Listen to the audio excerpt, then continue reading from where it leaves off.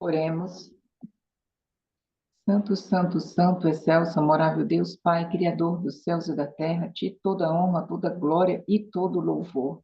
Pai, agradecemos ao Senhor por mais um dia que o Senhor nos dá, mais uma semana, por termos amanhecido, todos nós aqui, com saúde, com vigor, para mais um dia de luta, e que o Senhor, assim como o Senhor ia adiante do seu povo e de Israel, durante o dia como uma coluna de fumaça e à noite como uma coluna de fogo, assim o Senhor nos nossos dias também nos conduza durante o dia como uma coluna de fumaça e durante como uma coluna de nuvem e à noite como uma coluna de fogo, Pai, nos guardando, nos protegendo, nos dando, Senhor, todo o ensinamento, caminhando conosco lado a lado e nos dando, Senhor, o entendimento perfeito da tua palavra e da tua vontade, Pai, que é o que nós carecemos nestes dias.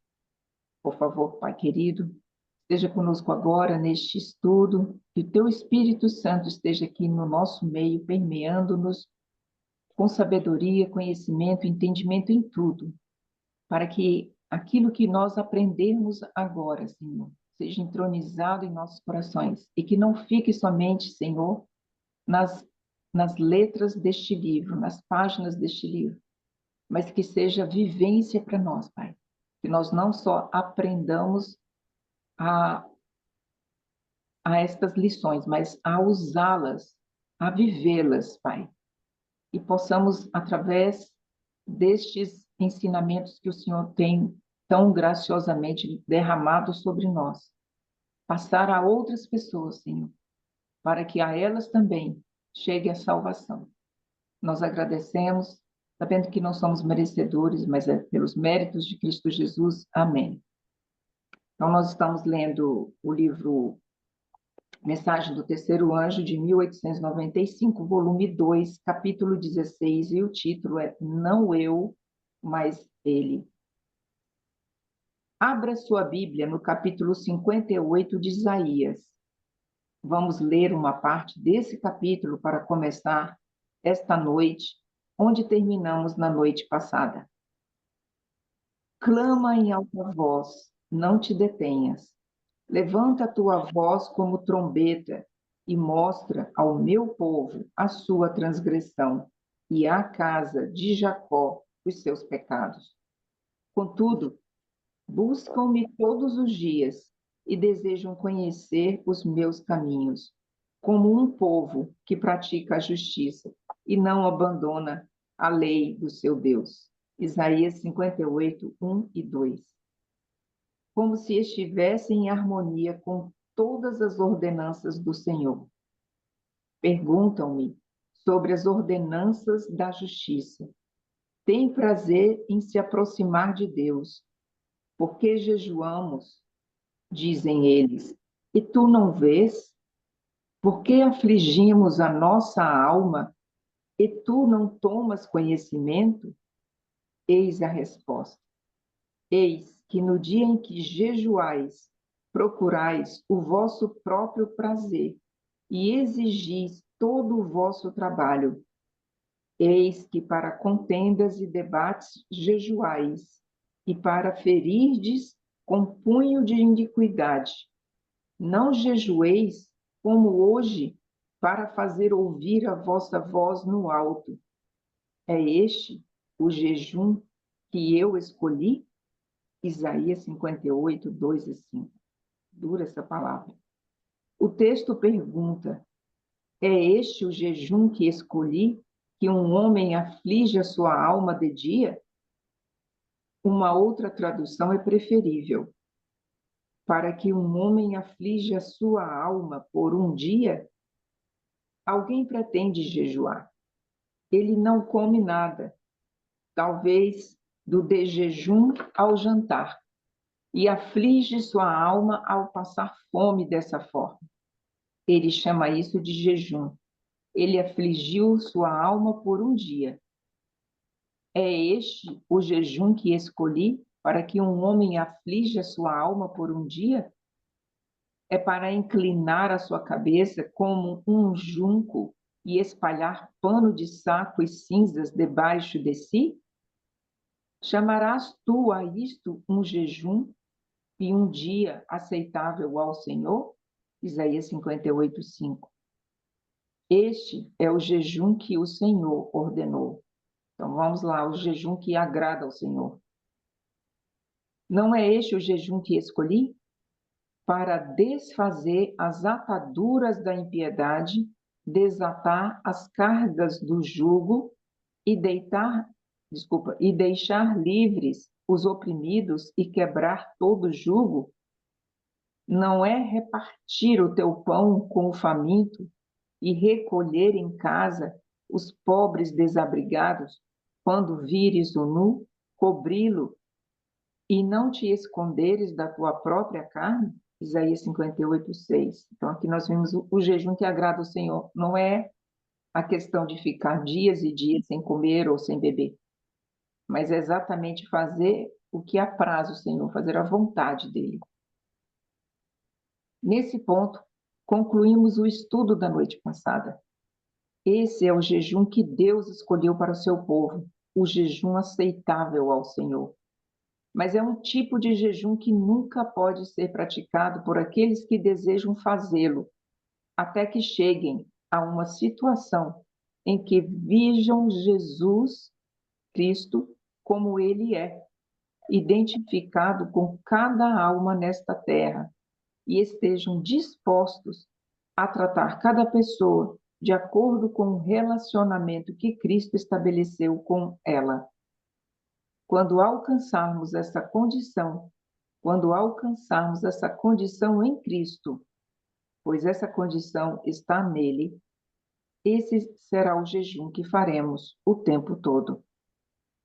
Alguém quer fazer algum comentário? Alguma colocação?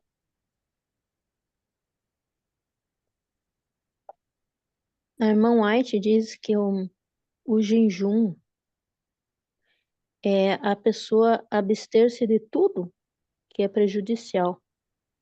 Porque vamos colocar que eu jejuo, mas depois volto naquilo que prejudica a minha saúde.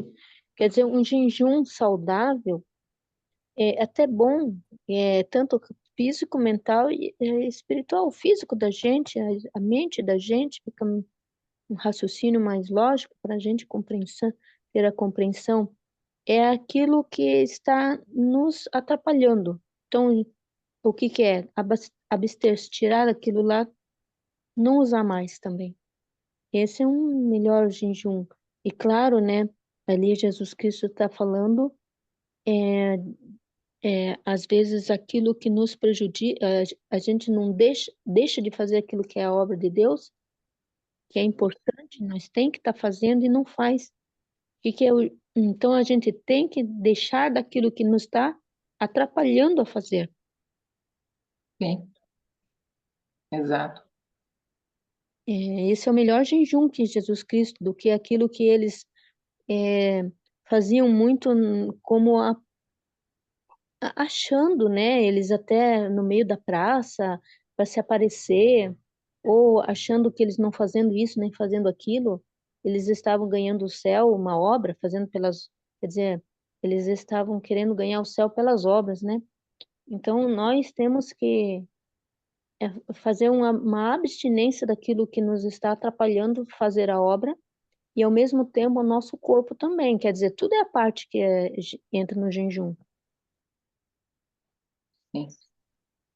Até porque a palavra diz, né, que o reino de Deus, o reino dos céus, não é só comida nem só bebida. Então, as pessoas normalmente, quando se fala em jejum, as pessoas pensam em comida ou bebida. E não é só isso, né? Nós podemos fazer jejuns de vários tipos. E o que agrada ao Senhor é esse aqui, que foi colocado, que está ali em Isaías 58, 6. Tem aqui uma frase que vou ler. Encontrei-a em um testemunho do Espírito de profecia no outro dia.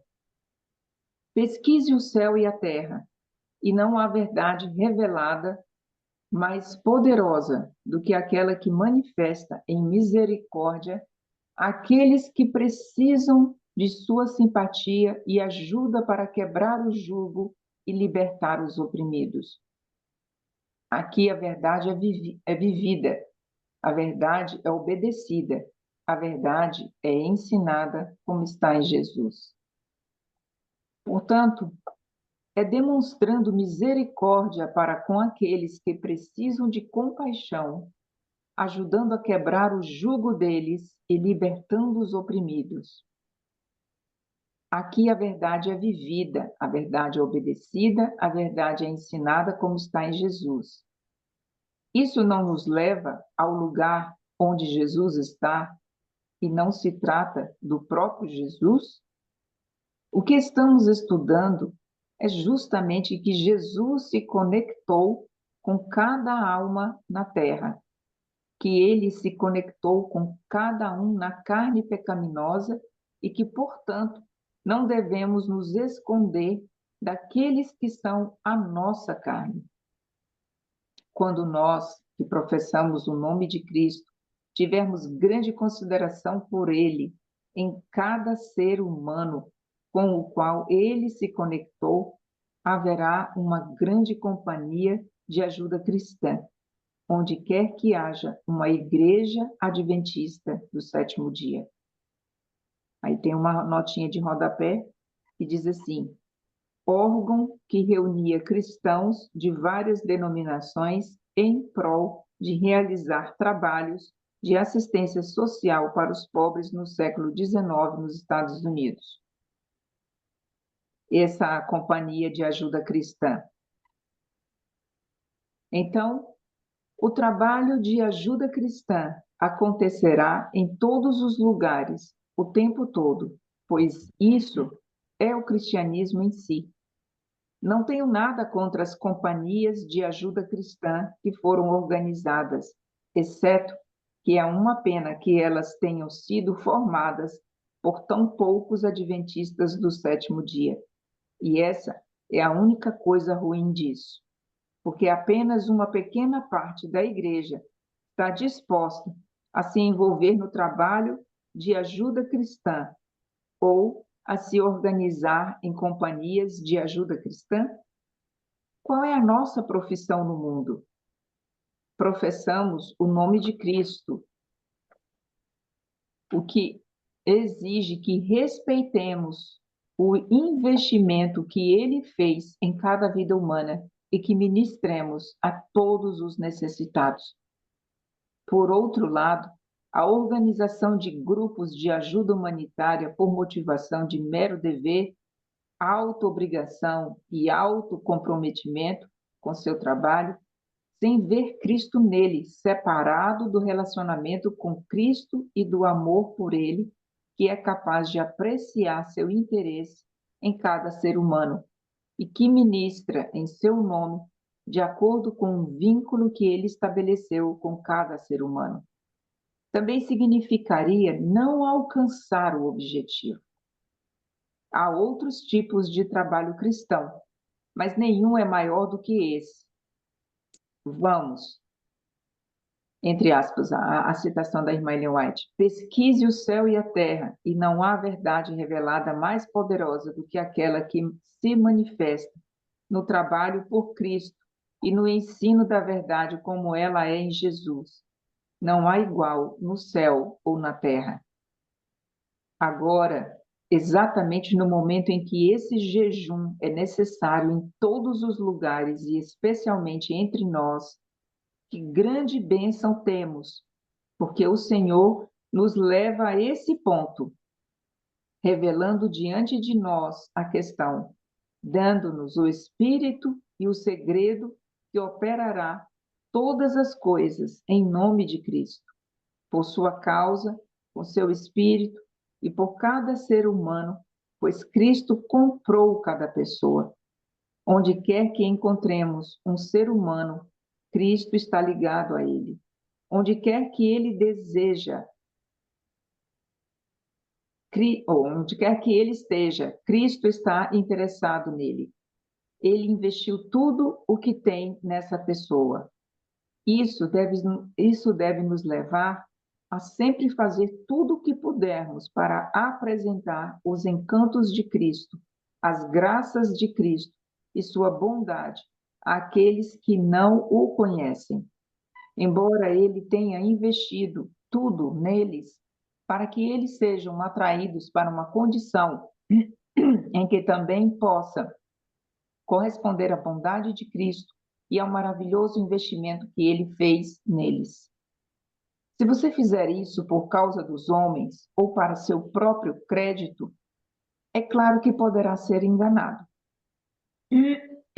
Mas se você fizer isso por causa de Cristo, pelo interesse de Cristo nessa pessoa, é literalmente impossível que você seja enganado, pois Cristo vive para sempre e nunca se esquece de ajudar.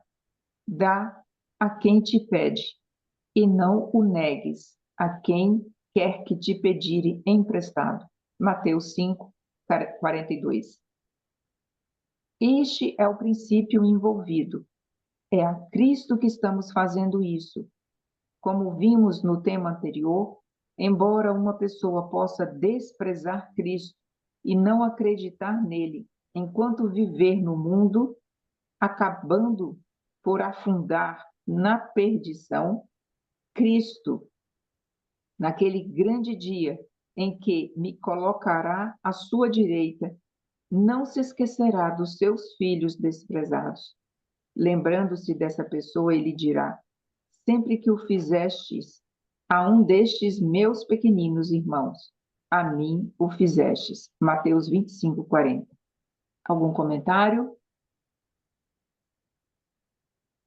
Ele diz: e qualquer que der de beber a um destes pequeninos apenas um copo de água fria, em nome de um discípulo, em verdade vos digo, e de modo algum perderá o seu galardão. Mateus 10, 42. Se isso é assim, feito simplesmente em nome de um discípulo, quanto mais não será em nome do próprio Senhor? Porque Deus não é injusto para se esquecer da vossa obra e do vosso trabalho de amor que mostrastes para com seu nome, pois servistes aos santos e ainda os servis. Hebreus 6:10. Você os estará servindo? Essa é a questão.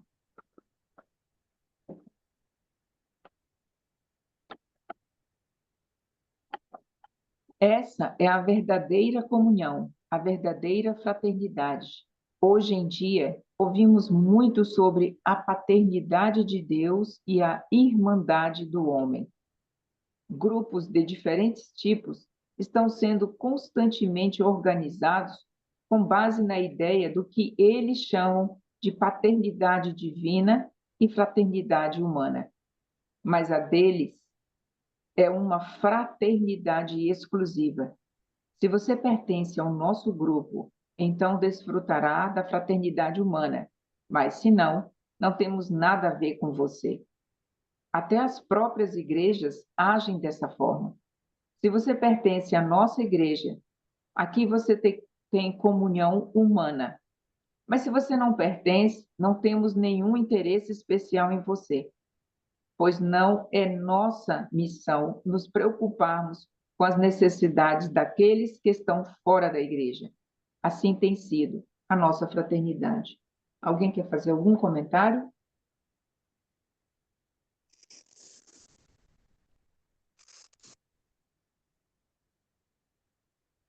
Eu vou fazer um comentário, então. Eu acho que, independente de placa de igreja, independente de nome de igreja, nós temos que fazer o bem a todos. Se aquela pessoa ela vai pertencer ou não à igreja à qual nós pertencemos, se ela vai ser batizada ou não, se ela vai querer receber estudos ou não, nós temos que ajudar. E o que nós vemos hoje no mundo é que as pessoas, elas ajudam com o interesse de trazer aquela pessoa para receber um estudo e para ser membro da igreja. Quando, na verdade, nós temos que ajudar aquela pessoa, como diz aqui o jejum agradável a Deus, em Isaías 58:6, ajudar aquela pessoa a se desfazer, ou seja, a se aliviar dos seus jugos, né? Trazendo a ela a palavra de Deus, mas sem aquele interesse, sem aquela opressão, ou seja, aquela obrigação de que a pessoa, não, eu posso te dar todo mês uma ajuda financeira ou uma cesta básica se você quiser estudar comigo, se você quiser vir para a minha igreja, quando na verdade não é esse o propósito, né? Pode falar, Cláudia. Bom dia a todos. Bom Eu dia. concordo com a irmã, é o que mais a gente está vendo na igreja hoje. As pessoas se preocupam com aquela alma que está ali, vamos supor. A gente tem um grupinho uma vez por mês, né, na casa da irmã. Aí chegou uma visita ali da irmã e eu, por acaso, irmãs, que Deus me perdoe, eu citei lá que tinha grupos que foi excluído pela igreja, mas eu não, na hora eu não pensei. Mas eles estão mais preocupados em ter a pessoa para ser mais um membro da igreja, que depois no culto divino, no sábado, eu soube que eles ficaram impactados, que eu falei aquilo perto de uma visitante, e na hora eu falei assim, me desculpei, porque a casa não é minha, eu tenho que ser uma pessoa educada, né? Tenho que me desculpar, mas depois Cristo falou para mim assim, desculpar de quê, se você falou a verdade? Porque a nossa igreja não pode viver sobre mentira. Então a igreja está dividida, dividida no sentido de uns seguem as profecias, outros seguem a Bíblia naquilo que é cômodo para eles. Nem todos seguem 100%, não querem ouvir, eles torcem o nariz, sabe? Então eu não fiquei criticando os irmãos, não. Eu tenho dado testemunho de Cristo para que eles venham a fazer as suas mudanças em Cristo, não para me acompanhar, porque eu não tenho poder nenhum. Sou fraca, falha, débil como todos. Mas a gente procura essa igreja única, da mesma verdade, como a irmã falou, num só único objetivo. De quê? De exortar, de viver essa verdade, para que a luz de Cristo brilhe em nós. Porque não adianta a gente viver uma verdade pela metade. Ah, eu vou à igreja ao sábado. Ah, eu me preocupo com aquele visitante, como a irmã falou agora, mas é só para fazer barganha, para ser mais um membro na igreja, para viver a placa. E isso Deus não quer de nós, Ele quer que a gente passe a nossa vida inteiramente, né? Mesmo que tenha falhas, que não somos perfeitos, mas que a gente venha buscar de Deus, como a irmã falou, que a gente possa viver esse evangelho por inteiro. Aquilo que a luz for aumentando sobre nós, mas pedir a Deus na palavra que Ele nos ajude a viver. Que a gente não pode viver no legalismo de viver por nós mesmos, fazer força, por violência ao nosso corpo, à nossa vida. Então a gente tem que galgar com Cristo diariamente, falar, Senhor, hoje eu não consegui isso. Me ajuda a melhorar, me ajuda a mudar minha alimentação, me ajuda a mudar minhas vestes.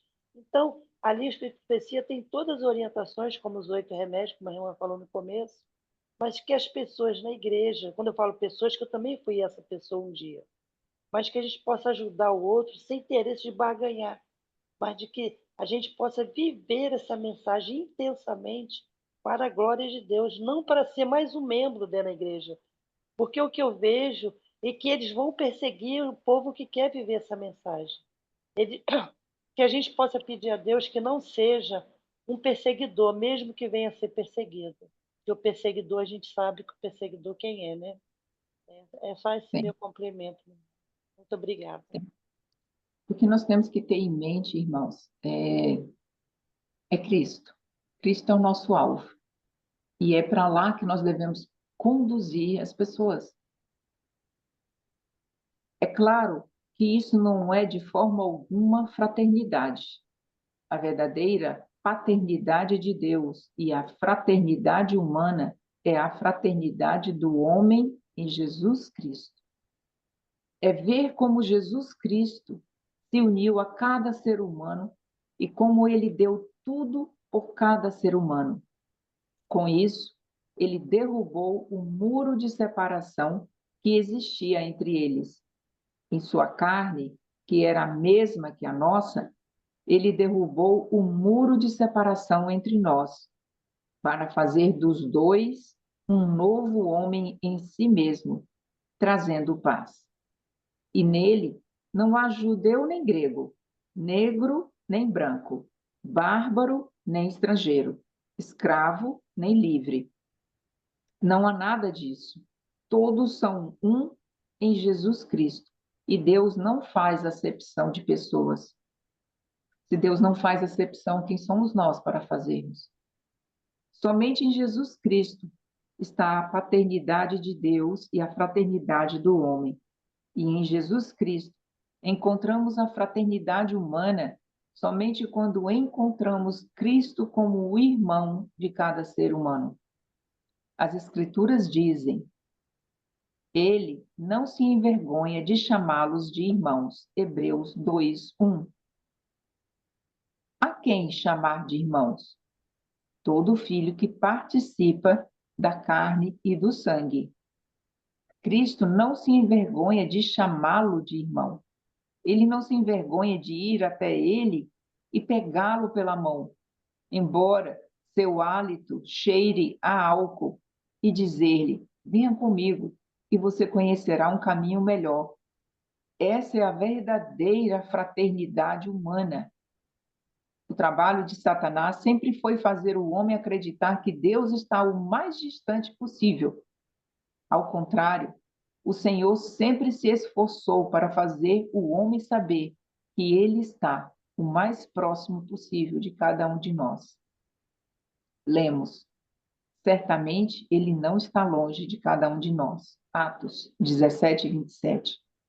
O grande erro que levou ao paganismo foi pensar que Deus estava tão distante, não apenas em proximidade física, mas cheio de ira contra os homens e esperando a ocasião para pegá-los, puni-los severamente e lançá-los na perdição. Vendo-o assim, começaram a lhe fazer oferendas para mantê-lo de bom humor e evitar que ele os prejudicasse. Mas ele nunca esteve longe de cada um deles. Ele não está longe de cada um de nós. Ou seja, ele está perto. Tão próximo que tudo o que eles precisavam fazer era procurar por ele.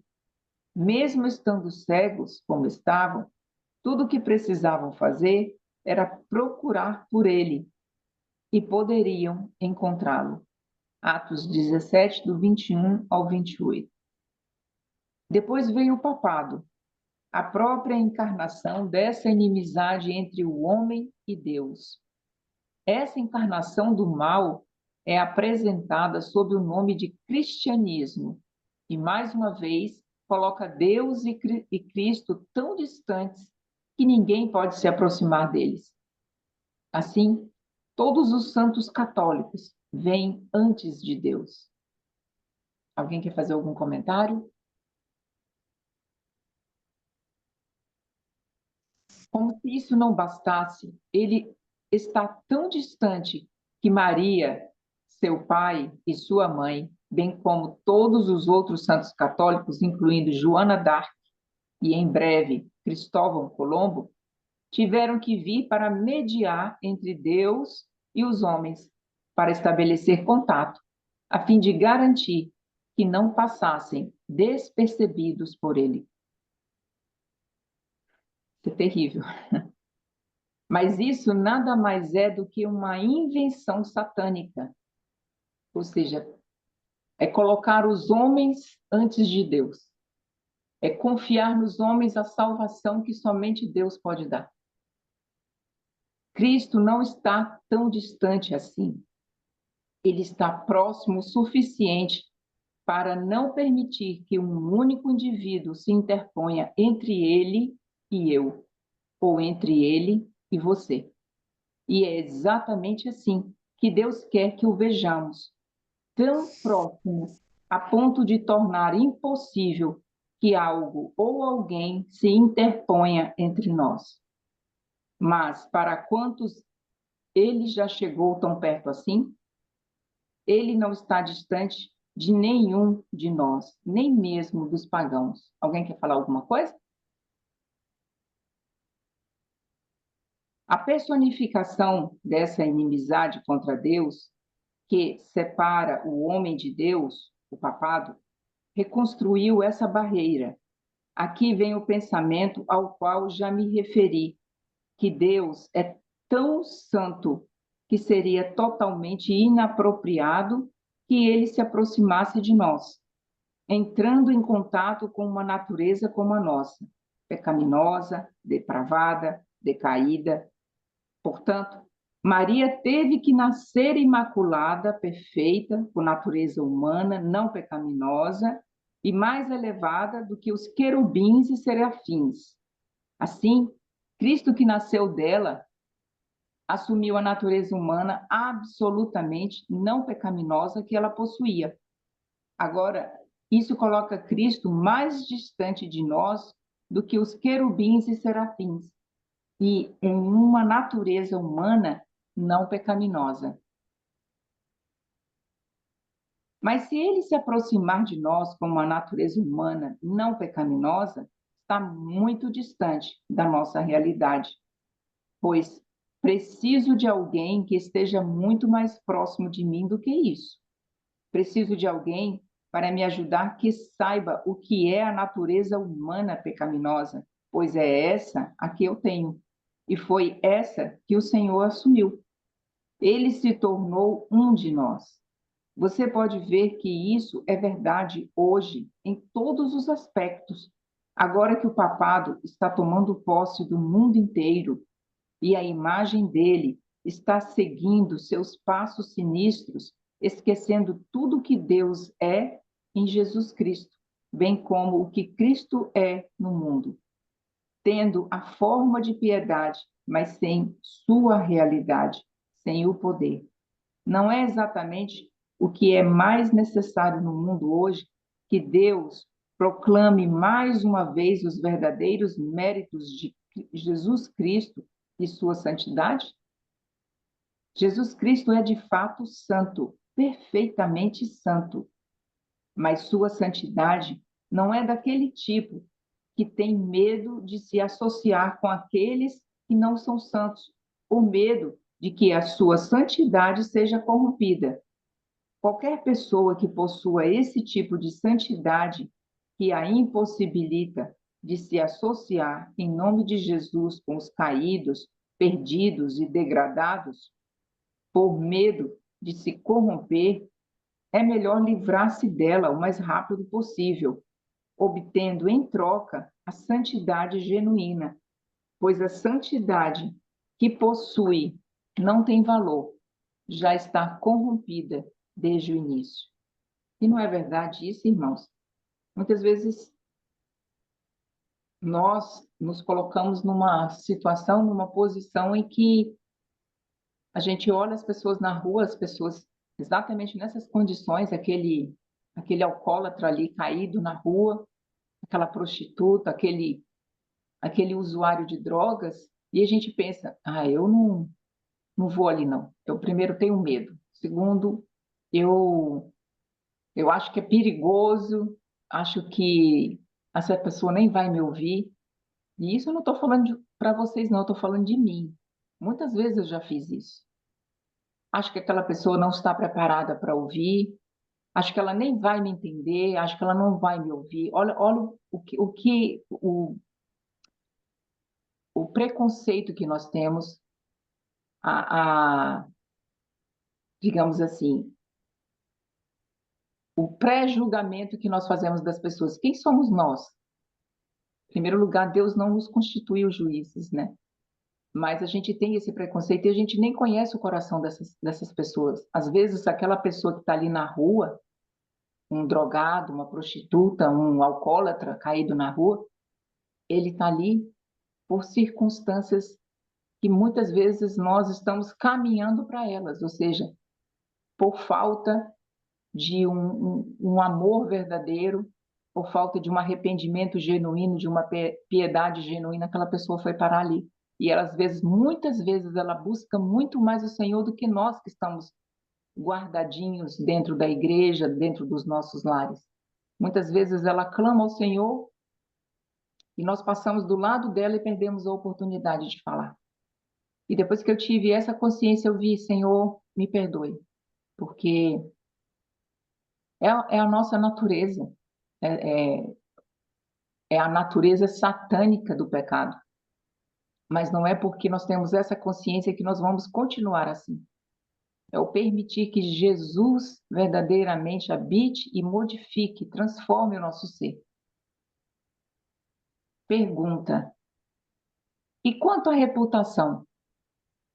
O cristão não tem reputação, ele tem caráter. O cristão não faz perguntas sobre reputação. O caráter é tudo com que ele se importa. O caráter de Deus revelado em Jesus Cristo. Em nossos dias, há uma quantidade considerável desse tipo de santidade, entre aspas, mencionada acima entre os cristãos professos. Eu certamente não poderia dizer que tudo isso é encontrado apenas fora da denominação adventista do sétimo dia. Eliane, Oi, você falou uma coisa aí interessantíssima. Um pouquinho mais para trás, você falou que o cristão ele não se importa com a reputação, e sim com o caráter. Isso aí é algo mais importante que é nos nossos dias. Se nós, e eu fui uma pessoa que já tive nessa condição, que eu me importava muito com a minha reputação. E hoje vejo que, em função disso, eu deixei de, vamos dizer assim, buscar, de buscar principalmente em Deus, que Ele mude o meu caráter, deixe a minha reputação junto aos homens, que vá ao lixo, que vá não sei aonde, mas eu preciso que Deus me ajude e que me abençoe para que o meu caráter seja aceitável a Deus. amém. Esse deve ser, E a meu irmão. mesma reputação, hein? Reputação é as maneiras de viver? É aquilo que as pessoas pensam de mim. Isso, Ah, é? é. Eu preocupo com isto demais. Irmã, aqui é o que o texto aqui fala. O cristão, ele não tem reputação, ele tem caráter. Então, nós não temos que nos preocupar com a nossa reputação. Que Nós nem temos que preocupar com o nosso caráter e quando refletir Maria, Cristo, né? quando Maria lavou os pés de Jesus, né? Os outros já começaram a indagar se esse é verdadeiramente profeta, não deixaria, né? Saberia quem que é essa mulher, não deixaria tocar. Então, se veja, né? Eles, eles, eles eram judeus, eles não entravam em casas de pessoas que gentios. Eles, você vê aquele que fala o bom samaritano, né? O samaritano salvou aquele homem que estava, e era um judeu aquele homem. E aqueles judeus passaram por largo, não quiseram, e eram sacerdotes, eram levita, olha só. Então, quer dizer, isso, quanto que ensina a gente, né? Jesus, quanto que ele foi, a Maria Madalena, foi para aquele cego que todo mundo julgava que eles eram pecadores. Então, a gente olhando para Jesus, Jesus disse assim, muitos desses irão adiante, né, as meretrizes, salteadores, porque onde muito abundou o pecado, superabundou a graça de Deus, né? Onde aquele que mais pecou, mais me amou, essas pessoas vão amar mais. Sabem o que que era aquele pecado, aquela vida que eles levam, vão dar mais, vão dar mais valor. Entende aquela outra pessoa que bebe, entende aquela outra pessoa que também esteve naquele pecado, sabe o que que elas passam, o quanto que é horrendo o pecado, né? É verdade, é verdade. É por isso que nós não temos que nos preocupar com a nossa reputação. E como aquele exemplo que eu dei inicialmente, né? Quando nós vimos ali o drogado, a prostituta, o alcoólatra, a gente não tem que pensar em momento algum ali, que vão pensar de mim, me verem aqui do lado de uma prostituta, do lado de um. Não, não deve ser esse o nosso pensamento. Nem tampouco, será que essa pessoa vai me fazer algum mal? Será que eu vou ser contaminada por isso? E vão ser esses que vão terminar a mensagem, irmã, porque eles vão amar a verdade, além das suas vidas, porque se eles estavam perdidos ao fundo do poço, eles vão buscar intensamente esse Jesus a quem todos conheciam na palavra e rejeitaram. Eles conheceram verdadeiramente a libertação. Então, a libertação é o fundo do poço, né? E só sabe quem estava lá no fundo do poço, que não conseguia se libertar do vício da bebida, da droga. Que às vezes a gente fala assim, "Ah, mas ele não quer." Não, é um vício. O vício é aquilo que não é fácil se largar. Só pelo poder de Cristo que quebra as correntes do inimigo. Que ele fala que ele vai buscar os seus da mão do inimigo, né? Todos nós somos filhos de Deus, irmão de Cristo, nosso Senhor, e ele vai tirar todos das garras do inimigo. É uma promessa. Isaías 49:25. Mas aí tem também a aparência do mal, não é? Aí é, a gente também tem que preocupar com a aparência do mal. Eu entendo Sim, assim, ó. Irmão, pode falar. sim, tem que se preocupar com a aparência do mal, sim. Por quê?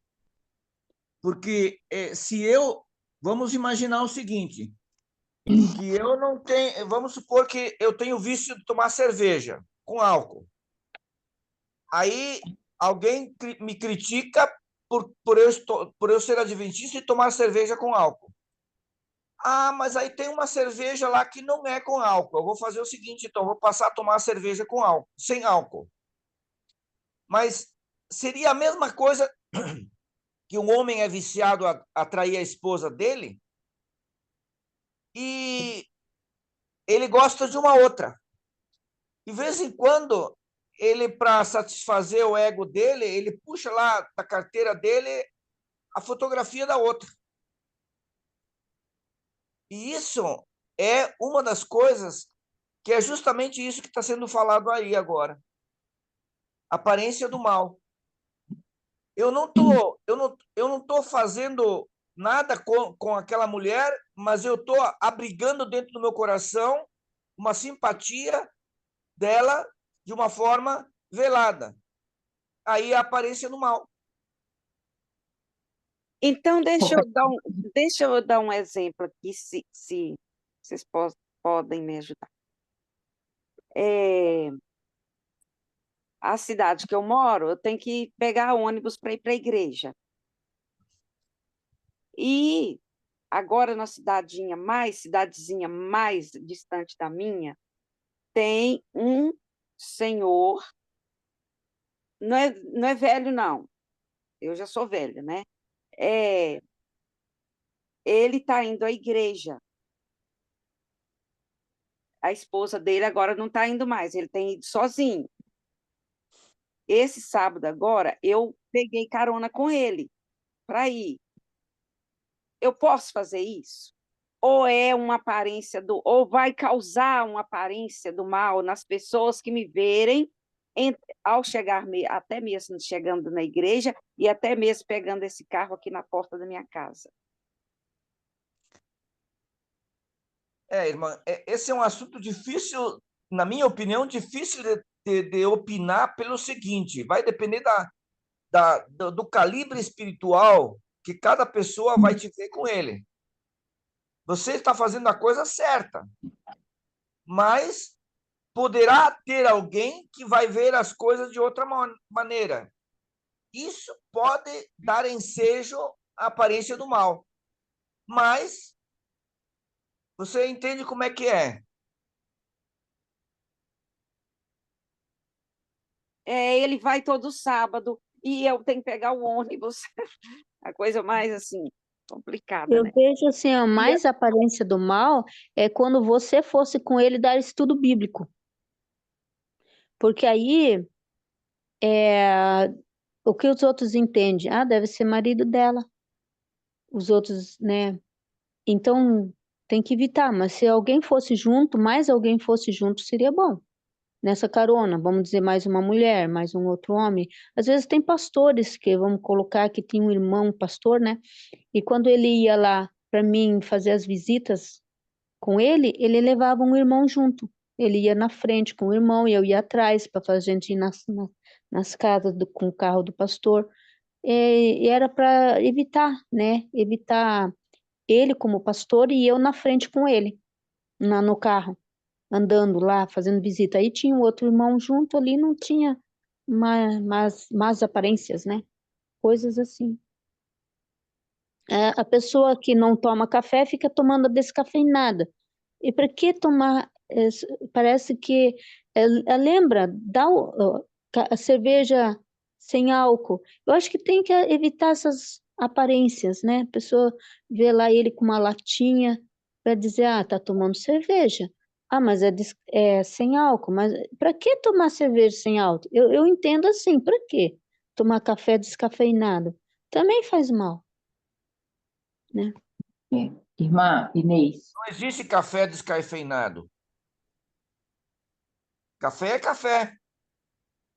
O café, coloca um produto lá que também vai prejudicar um câncer.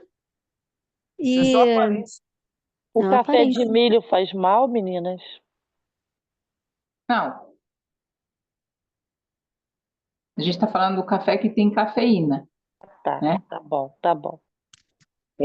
Irmã Inês, veja Sim. bem, o que o Adenis e a Vani falaram procede. E outra coisa eu chamaria a atenção da irmã na questão de, veja bem, Satanás, ele está aí para causar a confusão e a perdição de todos. A senhora, embora seja uma mulher de idade, o senhor que a senhora está pegando a carona não é tão de idade, mas entende que é um homem e uma mulher, e aí eu não estou falando que isso vai acontecer, o que isso acontece, entende, irmã? Mas é o que poderia, é digamos assim, é uma Possibilidade. posição. Como? Uma possibilidade. Uma possibilidade, isso, Jorge, uma possibilidade de acontecer. Você entende, irmã? Porque Satanás, ele implanta as maldades dele aonde ele vê que tem uma brecha. Então, é como a Vani falou, como o irmão Adenis falou também. Se puder uma pessoa a mais ir com a senhora, seja um outro homem ou seja uma outra mulher, ótimo. Mas se começar aí é somente a senhora e ele, aí daqui a pouco ele, minha esposa não. Aí começa aquela lamuriação, minha esposa não quer mais vir, e eu estou triste, e a senhora começa a se compadecer. Ou então a senhora tem algum problema e se abre com o irmão. Eu estou indo para a igreja com o irmão, posso conversar com o irmão? E começa a se abrir, entende? E vai começando a criar laços, entende, minha irmã? Então, assim, isso é muito sério. Inclusive, a irmã Ellen White, ela não aconselha que um homem casado, juntamente com uma mulher, eu não sei se a senhora é viúva ou se a senhora não é casada, nunca foi, não sei, mas um homem casado ou uma mulher casada com um outro do sexo oposto estejam sozinhos eles dois. A irmã Ellen White, em vários livros dela, ela não aconselha. Quer falar, Georgia? Eu penso que não é conveniente eu estar indo. Sim.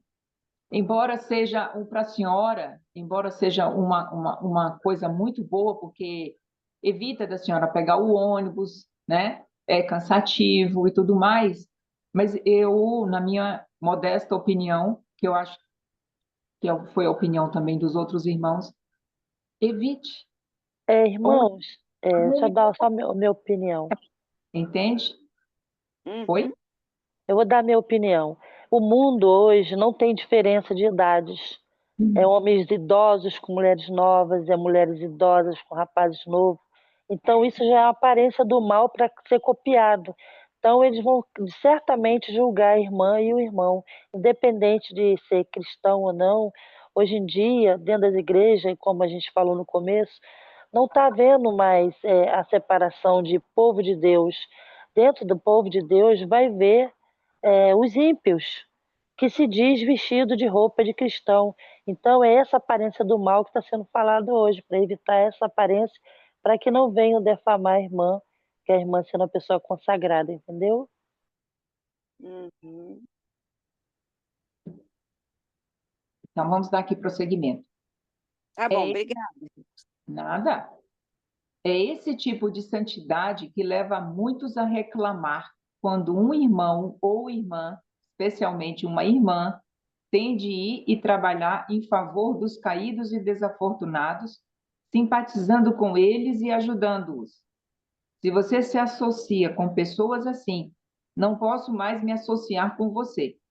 Não sei se quero continuar na igreja, se você vai trabalhar para pessoas assim, trazendo-as para a igreja depois. A resposta a todas essas expressões é a seguinte: se você não quiser pertencer a uma igreja com pessoas assim, é melhor sair dela o mais rápido possível, pois muito em breve a igreja de Jesus Cristo será habitada por pessoas assim. Os publicanos e as meretrizes vos precedem no reino de Deus. Mateus 21, 31. Muito em breve, a igreja de Jesus Cristo será tão moldada por sua graça e tão cheia de seu caráter santo que seus membros não temerão ir, como ele fez, às profundezas mais baixas para salvar os caídos. Eles terão uma medida tão grande da santidade de Jesus Cristo que não temerão se contaminar ao descer, em seu nome, até os que estão nas condições mais baixas. Esse tipo de santidade que diz: retira-te, não te aproximes de mim, porque eu sou mais santo do que tu. Isaías 65:5. Mantenha distância, ou você sujará minhas vestes sagradas. Oh, essa é a santidade do diabo. Fora com ela. A santidade divina é de fato pura. Sua pureza é tal que o pecado não pode suportar sua presença. É uma santidade cuja pureza e poder são tão transcendentes a ponto de tornar-se um fogo consumidor para o pecado. É um poder que consome o pecado por causa de sua maravilhosa pureza. E o poder dessa pureza, da santidade de Deus em Jesus Cristo, anseia entrar em contato com aqueles que estão carregados e impregnados de pecado, para que essa santidade, encontrando uma entrada, possa consumir o pecado e salvar a alma. Essa é a santidade de Cristo. Aleluias. Uma das verdades mais abençoadas da Bíblia é que nosso Deus é um fogo consumidor por causa da sua santidade. Em Jesus Cristo encontramos aquele cuja santidade é um fogo consumidor para o pecado. E essa é a garantia de nossa perfeita salvação de toda mancha de pecado. O brilho, a glória, a pureza consumidora dessa santidade removerão todos os vestígios de pecado e pecaminosidade daquele que encontra Deus em Jesus Cristo. Assim, em sua verdadeira santidade, Cristo poderia, e de fato veio em carne pecaminosa, para homens pecaminosos, onde há homens pecaminosos. Em Cristo, e somente nele, encontra-se a fraternidade humana. Todos são, de fato, um em Jesus Cristo, nosso Senhor. Alguns encontraram nos testemunhos do Espírito de profecia a declaração de que Cristo não tinha paixões como as nossas. A declaração está lá para todos lerem. Não deve haver dificuldade em todos esses estudos, do início ao fim, se nos atermos precisamente ao que é dito e não formos além disso, e não colocarmos nas palavras o que elas não dizem, quer se refiram à igreja e ao Estado, à separação do mundo ou a Cristo em nossa carne pecaminosa. Atentem estritamente para o que foi dito. Não cheguem a conclusões equivocadas. Há algum tempo, alguns chegaram à conclusão, e você pode facilmente ver como é horrível essa conclusão, de que Cristo se tornou nós. Ele é nossa carne. Portanto, eu sou Cristo. Uau! Eles dizem a si mesmos: Cristo perdoou os pecados, portanto, eu posso perdoá-los. Ele realizou milagres, eu devo realizá-los. É um argumento terrível. Não há duas maneiras de se fazer isso. Alguém quer fazer algum comentário? Se Cristo habita em nós, né? Quer dizer, então nós façamos aquilo que Cristo fez também. E Deus dá o poder. Sim. Mas não aqui, como ele disse, né? Se Cristo se tornou nós, ele é nossa carne, portanto, eu sou Cristo.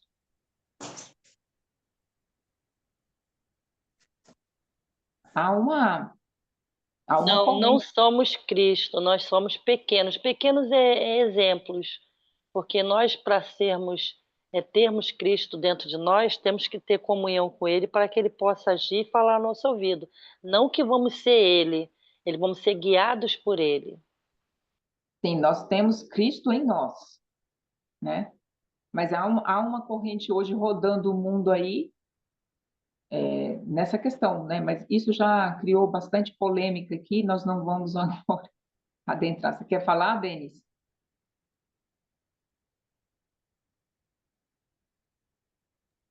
É o seguinte, é que se você olhar mesmo, existem determinadas particularidades da Bíblia que, se não for bem entendidas, a gente pode incorrer nesse erro aí, que é o seguinte, ó. Jesus falou aqui em São João, capítulo 13, verso 15, ele diz assim, porque eu vos dei o exemplo, para que, como eu vos fiz, façais vós também.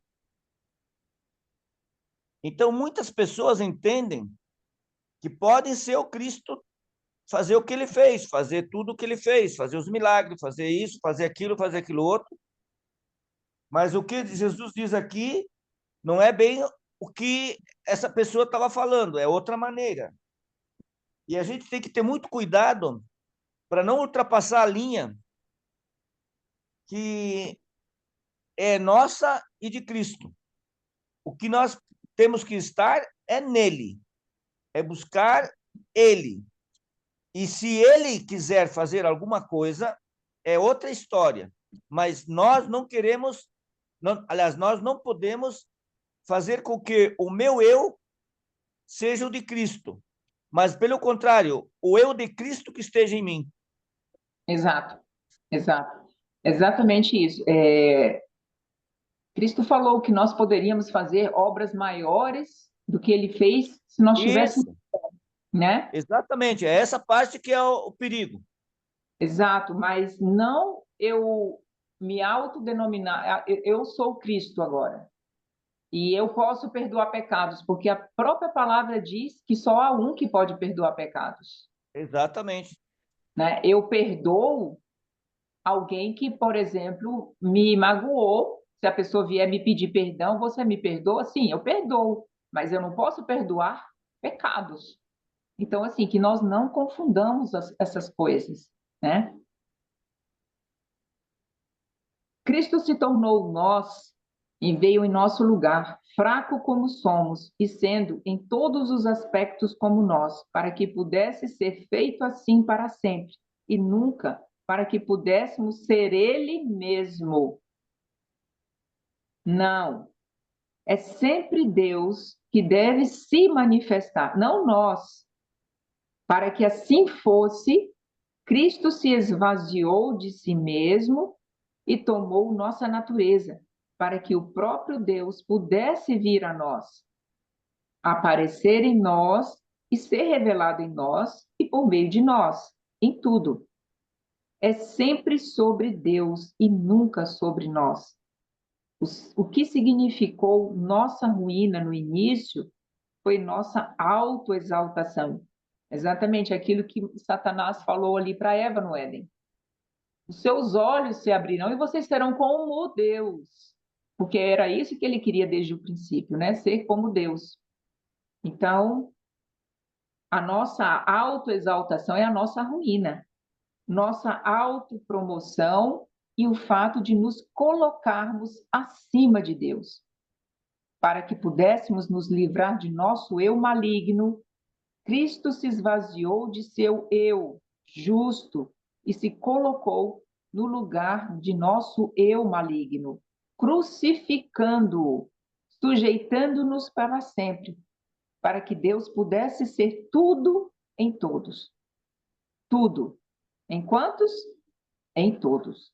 Ele fez isso para que Deus pudesse ser tudo o que há em mim e em você, e tudo o que há em Cristo. Esse era seu objetivo. Devemos nos guardar contra a exaltação própria. Cristo deve crescer e o meu eu deve diminuir. Ele deve viver e o meu eu deve morrer. Ele deve ser exaltado e eu devo ser esvaziado. Amém. Aleluias. Alguém quer Amém. fazer um comentário? Eu queria comentar sobre a humanidade de Cristo. Quando a gente aprende que ele se tornou um de nós, porque antes eu lia e não enxergava. E hoje eu enxergo esta condição, essa posição que ele tomou. E quanto que há necessidade dessa compreensão dentro da igreja para nós transmitirmos, viver e transmitirmos a humanidade caída de Cristo. Porque hoje veio, Satanás incutiu aí a humanidade dele pré-queda.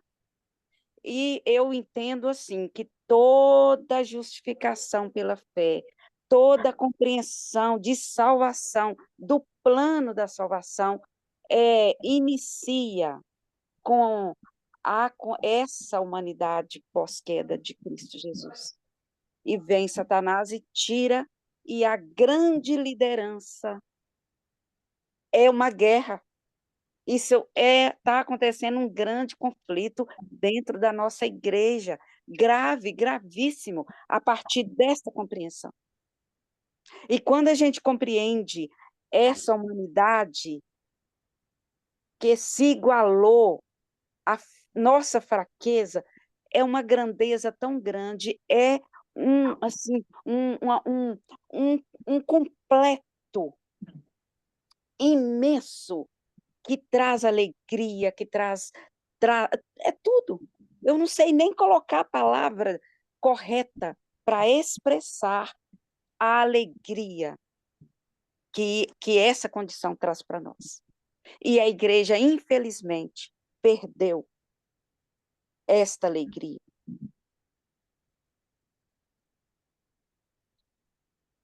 Alguém mais quer fazer algum comentário? Não? O Lira, comentário, desculpa, é que eu custa abrir o microfone. O comentário que eu faço, eu fico muito triste e vou falar do fundo do meu coração, porque graças a Deus, Deus tem guiado a igreja ainda com as lições que a gente pode estudar e ter um pouco de Cristo dentro de nós através da lição. Mas na escola sabatina o tempo é curto, a gente entende, mas as pessoas perdem muito tempo falando de coisas vãs e a lição mesmo ninguém sabe destrinchar. Então é muito triste. A gente vai à igreja, a pregação não alimenta, é uma exaltação todo sábado de alguma coisa, exaltando alguma coisa, menos Cristo. Então a gente já está vendo isso, sentindo já a falta da unidade, todos no mesmo pensamento. Mas a palavra diz que seria assim, né? Temos que ter paciência com nossos irmãos, dar testemunho dentro das igrejas, enquanto Deus permitir que estamos lá dentro, porque a hora que o inimigo se prevalecer nas pessoas, os que estiverem vivendo testemunho, eu não sei como vai ser, não estou aqui para julgar quem vai botar quem para fora, quem que vai ficar dentro, mas eu só digo uma coisa, irmãos, vivam o cristianismo, as coisas estão tudo muito em cima da linha de uma divisão, de uma separação, de uma coisa muito brutal. A gente sente a perseguição e as pessoas não percebem, não percebe que persegue, e que possamos ter o discernimento de não ser o perseguidor, como eu falei no começo. É muito doloroso a gente imaginar que vamos ser perseguidos, mas se a gente se colocar no lugar do perseguidor, a gente sabe que vai ser os que vão ser selados pelo inimigo, né? Que Deus nos ajude, mais uma vez. Exatamente, Cláudia. Sábado agora, teve uma irmã que pregou sobre o santuário. Tem tempo que eu não vejo a igreja dizer amém. Todo mundo junto, dizendo amém, do fundo do coração, porque ouvi uma mensagem que traz alegria, que preenche o coração, que queima o coração, que arde o coração. Aí faz, fica pregaçãozinha autoajuda, ninguém consegue falar um amém e volta para casa murcho.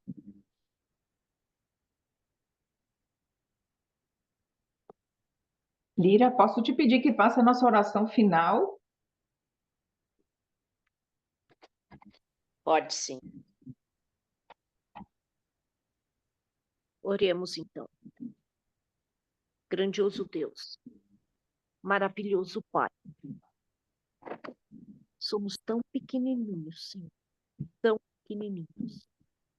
Por isso precisamos muito de Ti, carecemos de Ti, Senhor.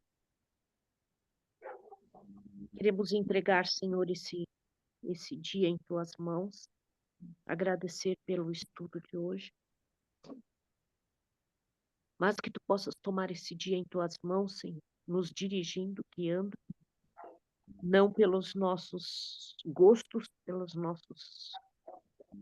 nosso nada, Senhor. E os nossos méritos não são nenhum. Então, por isso mesmo, Senhor, em nome de Jesus, o nosso Salvador, o nosso Redentor, é que nos colocamos em Tuas mãos neste dia, Senhor. Guarda-nos, cuida-nos, Senhor, em nome de Jesus. Amém. Amém. Amém.